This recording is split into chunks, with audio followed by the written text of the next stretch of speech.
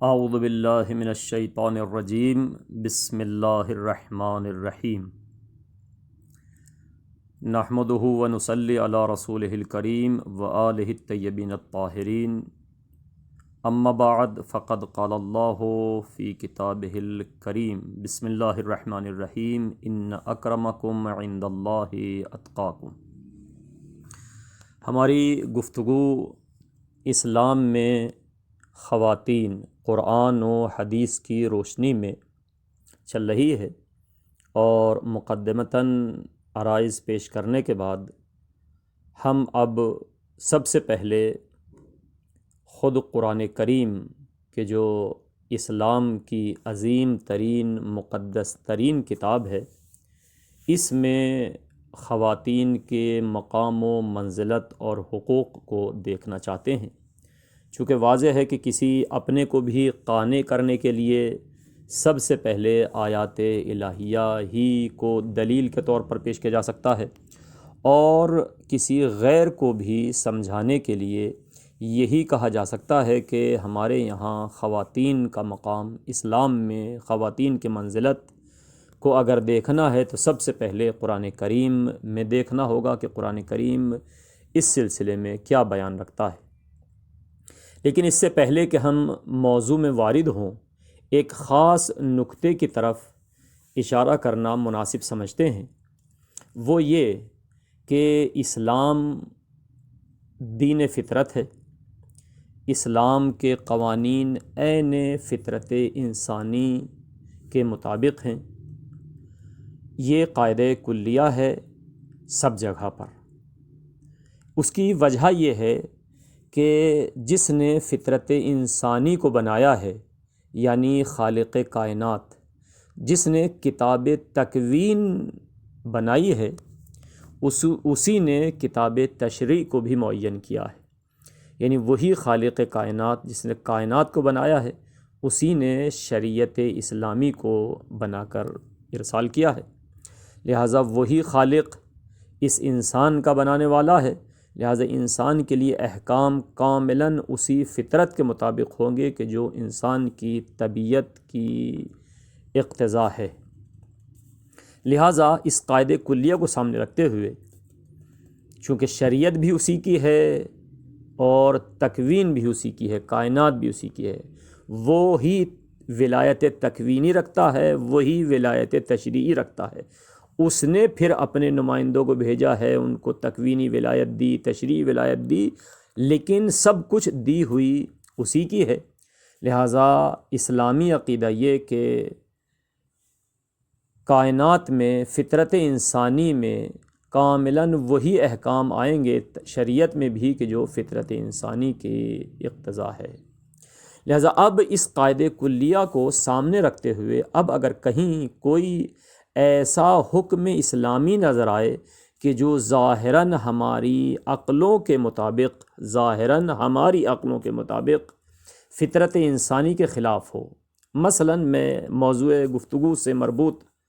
مثال پیش کروں، ہم یہ کہیں کہ جناب عورت پر کیوں پردہ واجب ہے؟ یہ فطرت انسانی کے خلاف ہے، اس لیے کہ عورت تو مرد کی طرح بے پردہ نیم برہنہ گھومنے کو اچھا سمجھتی ہے۔ تو واضح یہ ہے کہ یہاں پر وہی جواب آئے گا کہ یا تو ہم نے فطرت انسانی کو نہیں سمجھا ہے، یا ہم نے حکم اسلامی کو نہیں سمجھا ہے۔ چونکہ حکم اسلامی فطرت انسانی کے مطابق ہے، اسلام دین فطرت ہے، تو پھر یہ ایسا کیوں ہمیں نظر آ رہا ہے کہ حکم اسلامی انسانی فطرت کے خلاف؟ وجہ یہ ہے کہ یا ہم ادھر نہیں سمجھ پائے ہیں فطرت انسانی کیا ہے، یا ادھر نہیں سمجھ پائے ہیں کہ حکم اسلامی کیا ہے۔ دونوں طرف امکان ہے، چونکہ حکم اسلامی کو سمجھنے میں بھی اگر ہم سارے کے سارے حکم اسلامی کو صحیح سمجھ جاتے تو آج اسلام میں 72-73 فرقے نہ ہوتے۔ اسلام میں اتنے فرقے ہونے کا مطلب یہ ہے کہ ہم سب کے سب حکم اسلامی کو بعینہ ہی نہیں سمجھے ہیں کہ جیسے خداوند عالم نے سمجھانا چاہا ہے۔ مذہب شیعہ کا الحمدللہ یہ امتیاز ہے کہ مذہب شیعہ نے تمام احکام اسلامی کو ان ہستیوں سے حاصل کیا ہے کہ جن کو اللہ نے اپنا نمائندہ بنا کر کے اور علم لدنی سے نوازا ہے، عقل کل عطا فرمائی ہے، لہٰذا وہی حقیقتاً قرآن کریم کے حقیقی مفسر ہیں، اور وہی قرآن کی تشریح اور تشریع سب کچھ انہی کے اختیار میں ہے۔ لہٰذا مذہب شیعہ انہی اہل بیت علیہم السلام کے تابع ہے اور انہی کی تفسیر کو تفسیر مانتا ہے، اپنی قیاس اور اپنی عقل اور اپنی توجیحات اور تعویلات کو پیش نہیں کرتا۔ لہٰذا مذہب شیعہ میں جو اس قدر روشن فکری اور ہر چیز کا جواب موجود ہے، اس کی وجہ یہ ہے کہ شیعہ مذہب تمام انہی حجج الہیہ کے تابع ہے کہ جن کو اللہ نے اپنی حجت بنا کر بھیجا، اور اللہ نے ان کے لیے مکمل دین اور عقل کل اور علم لدنی عطا کیا ہے۔ ادھر کی طرف دوسری طرف فطرت انسانی، ہم نے عرض کیا ہے کہ یا تو ہم حکم اسلامی کو نہیں سمجھے ہیں یا فطرت انسانی کو نہیں سمجھے ہیں، ان دونوں میں سے کسی ایک کو نہ سمجھنے کی وجہ سے ہم ایک دوسرے کے مقابل اور مخالف دیکھتے ہیں کہ یہ حکم اسلام فطرت انسانی کے خلاف ہے، جبکہ حقیقت یہ ہے کہ اگر ہم فطرت انسانی کو سمجھ جاتے تو کبھی بھی یہ اعتراض نہ ہوتا، چونکہ ظاہر ہے ہم حقیقت کو سمجھ چکے ہوتے۔ دوسرا رخ، یا تو ہم حکم اسلامی کو نہیں سمجھے جیسے ہم نے گفتگو کی، یا فطرت انسانی کو نہیں سمجھے، چونکہ حقیقت یہ ہے جو اعتراض ہم سامنے رکھ رہے ہیں، حقیقت یہ ہے کہ اس کو ہم فطرت انسانی سمجھ رہے ہیں کہ عورت کیوں بے حجاب اور برہنہ بازار اور باہر نہیں آ سکتی۔ یہ حقیقت یہ ہے کہ ہم فطرت انسانی کو نہیں سمجھے، بلکہ یہاں پر ہماری عقلوں پر ہماری شہوت غالب آ گئی ہے، ہماری خواہشات نفس غالب آ گئی ہے، اور خواہشات نفس کے غالب ہونے کی وجہ سے ہمارے ذہن میں یہ سوالات اٹھ رہے ہیں، اور پھر اس خواہشات نفسانی کی وجہ سے ہم عورت کے پردے کو ایک قید خانہ سمجھتے ہیں، جبکہ اللہ نے انسان کو اشرف مخلوقات بنا کر بھیجا ہے، اور انسان ادھر تمام افضل مخلوقات یعنی افضل ترین مخلوقات فرشتوں سے بھی افضل ہے، جس کی دلیل یہ ہے کہ جب اللہ نے سب سے پہلے انسان کو پیدا کیا، حضرت آدم کو، تو انہی ملائکہ سے، فرشتوں سے آدم کے سامنے سجدہ کرایا۔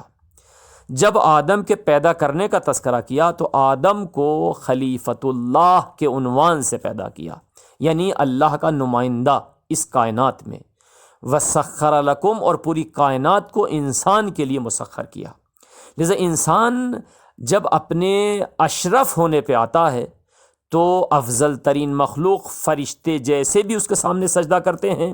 اور ہر مقام پر فرشتے اس کے پیچھے ہیں، انسان آگے ہے۔ آدم سے لے کر خاتم تک ہر نبی اور حجج الہیہ کو آپ دیکھتے چلے جائیں، فرشتے ان کے تابع ہیں، اور یہ کائنات میں سب سے آگے، چونکہ حقیقتاً خلقت انسانی میں انسان اشرف مخلوقات ہے، جیسے کہ خود خداوند عالم نے قرآن کریم میں ارشاد فرمایا ہے۔ لیکن چونکہ انسان عصارہ ہے پوری کائنات کی ہر شے کا، لہٰذا جہاں اس کو عقل ملائک عطا کی ہے کہ جس کی وجہ سے انسان اس مقام پر فائز ہے، دوسری طرف انسان کو حیوانات کی خواہشات نفسانی بھی، غضب اور شہوت بھی عطا کیا ہے۔ چونکہ انسان کو غضب، غصہ، شہوت، خواہشات نفسانی یہ بھی عطا کی گئی ہیں، اب کمال انسانیت یہ ہے کہ انسان اپنی عقل کو بھی، یعنی عقلانیت ملائکہ کو بھی اور شہوت حیوانیت کو بھی، ان دونوں کو اس طرح مساوی لے کر چلے کہ انسان اپنے مقصد میں کامیاب و کامران نظر آئے گا، تو گویا اس نے اپنے حق کو ادا کر دیا ہے۔ لیکن اگر انسان یہیں پر انسان کی عقل پر اس کی شہوت غالب آ جائے، اس کی خواہشات نفسانی غالب آ جائے، تو پھر انسان نہ یہ کہ فرشتہ نہیں رہتا، انسان نہ یہ کہ انسان نہیں رہتا، بلکہ حیوانات کی منزل میں اتر جاتا ہے، بلکہ اس سے بھی بدتر، کل انعام بل ہم اضل۔ خود قرآن ہی نے انسان کی تعریف کی ہے کہ جب انسان گمراہی پہ آتا ہے تو کل انعام، جانوروں کی طرح ہے، بل ہم اضل، بلکہ اس سے بھی پستر۔ لہٰذا ان تمام چیزوں کو سامنے رکھتے ہوئے ہم جس کو فطرت انسانی سمجھ رہے ہیں یہ فطرت انسانی نہیں ہے، بلکہ ہماری خواہشات نفسانی کا ہماری عقل پر غلبہ ہے، جس کی وجہ سے ہم یہ خیال کرتے ہیں کہ کیوں عورت کو ایسا نہیں پیدا کیا اور اس طرح کے اس کو حقوق نہیں دیے گئے۔ لہٰذا یہ مقدمتاً ہماری گفتگو تھی کہ انشاءاللہ مد نظر رہے کہ اسلام دین فطرت ہے، لہٰذا اگر کہیں بھی اسلام کا کوئی قانون انسان کی فطرت کے خلاف نظر آئے تو حقیقت یہ ہے کہ یا ہم نے فطرت کو نہیں سمجھا یا احکام اسلامی کو نہیں سمجھا۔ ان مقدمات کو سامنے رکھتے ہوئے ہم وارد ہوتے ہیں اصلی بحث میں کہ قرآن کریم عورت اور مرد کے متعلق کیا نظریہ رکھتا ہے۔ حقیقت یہ ہے کہ قرآن کریم میں مرد و عورت اپنے اپنے مقام اور اسی خلقت میں مساوی درجہ رکھتے ہیں، لہٰذا آپ دیکھیں کہ اسلام نے جب کبھی بھی حکم دیا ہے کلی طور پر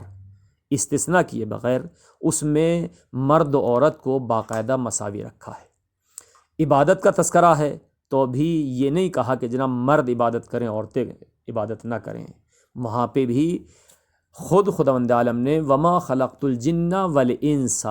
انس یعنی مرد ہو یا عورت۔ اسی طرح آپ کلمات انس کو سامنے رکھتے چلے جائیں، جہاں جہاں بھی لفظ انسان آیا ہے والعصر ان الانسان لفی خسر، جہاں جہاں بھی قرآن کریم میں ہزاروں جگہ پر لفظ انسان آیا ہے، لفظ انسان آنے کا مطلب یہ ہے کہ خداوند عالم مطلق انسان سے مخاطب ہے، چاہے اس میں مرد ہو یا عورت۔ اسی طرح خداوند عالم نے اگر ان کے اعمال کی قبولیت کا تذکرہ کیا ہے، ان کو سزا اور جزا کا تذکرہ رکھا ہے، ان کے متعلق جو بھی کچھ کیا ہے مطلقاً گفتگو ہے، اور اس میں مرد بھی شامل ہیں عورت بھی شامل ہیں۔ اسی سلسلے کی ایک کڑی تھی جس آیت کو ہم نے عنوان کلام قرار دیا تھا، ان اکرمکم عند اللہ اتقاکم، اللہ کے نزدیک مکرم ترین وہ فرد ہے کہ جو متقی ترین ہے۔ اس میں بھی مخصوص نہیں کیا ہے کہ جناب اس میں مرد ہونا چاہیے یا عورت ہونی چاہیے، بلکہ مرد ہو یا عورت جو زیادہ تقوی رکھے گا وہی زیادہ مکرم ہے۔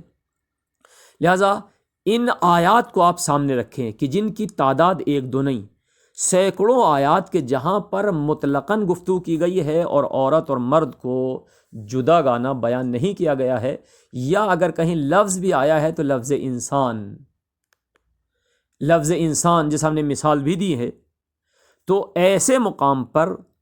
واضح ہے کہ خداوند عالم نے دونوں کو مخاطب قرار دیا۔ دوسرا مقام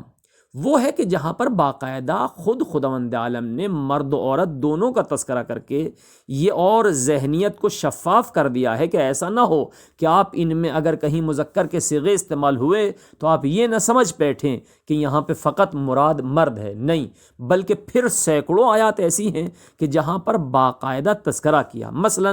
سورہ غافر، سورہ انسان کی 40ویں آیت، من عمل صالحا من ذکر او انثی وَهُوَ مُؤْمِنٌ فَأُولَٰئِكَ يَدْخُلُونَ الْجَنَّةَ، من عمل صالحا جو بھی نیک عمل انجام دے گا، من ذکر او انثی چاہے وہ مرد ہو یا عورت، وَهُوَ مُؤْمِنٌ اس حالت میں کہ مومن ہو،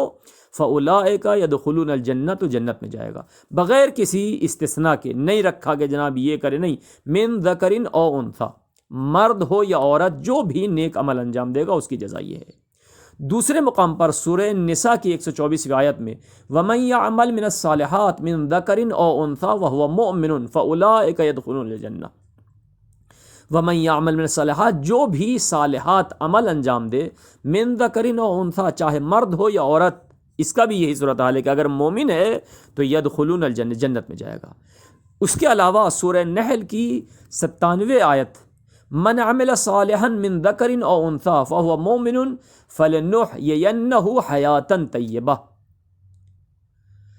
جو بھی نیک عمل انجام دے گا چاہے مرد ہو یا عورت، مومن ہو تو اس کو ہم حیات طیبہ کی زندگی عطا کریں گے۔ اس کے علاوہ انی لا اضیع عمل عامل منکم من ذکر او انثی، میں تم میں سے کسی کے بھی عمل کو ضائع نہیں کرنے دوں گا، ضائع نہیں کروں گا، من ذکرن او انثیٰ، چاہے مرد ہو یا عورت، یعنی اس قدر آیات من ذکرن او انثیٰ، من ذکرن او انثیٰ، یعنی ہر مقام پر عورت کو مرد کے برابر رکھا۔ اس کے علاوہ تیسرا رخ ان آیات کا ہے کہ جہاں پر کسی خوبیوں کا تذکرہ اگر ہے تو وہاں مومنین کے ساتھ مومنات کا بھی، مثلاً ارشاد ہے سورہ احزاب کی 35ویں آیت، مثلاً ان المسلمین والمسلمات والمؤمنین والمؤمنات والقانتین والقانتات الی ماشاء اللہ، سورہ تحریم میں بھی، سورہ احزاب میں بھی اور مختلف سوروں میں اس طرح کی مسلسل تسلسل مرد و عورت کو سامنے، مسلمین والمسلمات، مومنین والمؤمنات، قانتین والقانتات، اعد لهم مغفرت و اجرا عظیما، مغفرتا و اجرا عظیما، اللہ نے ان سب کے لیے مغفرت کو مہیا کر رکھا ہے اور اجر عظیم کو۔ واضح ہے کہ ایسے مقام پر خداوند عالم نے یہ تمام کے تمام اس طرح کی آیات کو سامنے رکھنے کے بعد بیان فرمایا ہے کہ ہدف فقط اور فقط مرد نہیں بلکہ عورت بھی اس کے برابر ہے۔ اسی طرح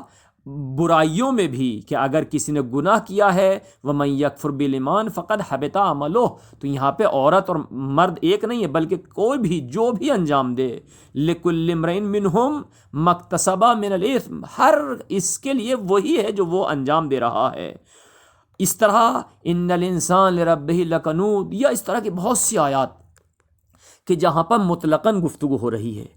اسی طرح پھر مجازات میں بھی باقاعدہ تذکرہ کیا، السارق والسارقۃ فاقطعوا ایدیہما،